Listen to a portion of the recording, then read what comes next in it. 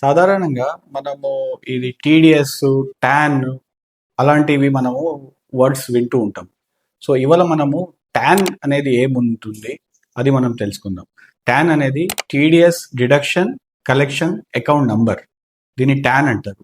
So tan structure వచ్చేసి దీనికి 10 digits ఉంటుంది. దీంట్లో ఫస్ట్ 4 డిజిట్స్ వచ్చేసి ఆల్ఫాబెట్స్ ఉంటాయి, నెక్స్ట్ 5 డిజిట్స్ వచ్చేసి నంబర్స్ ఉంటుంది, లాస్ట్ డిజిట్ వచ్చేసి మళ్ళీ ఆల్ఫాబెట్ ఉంటుంది.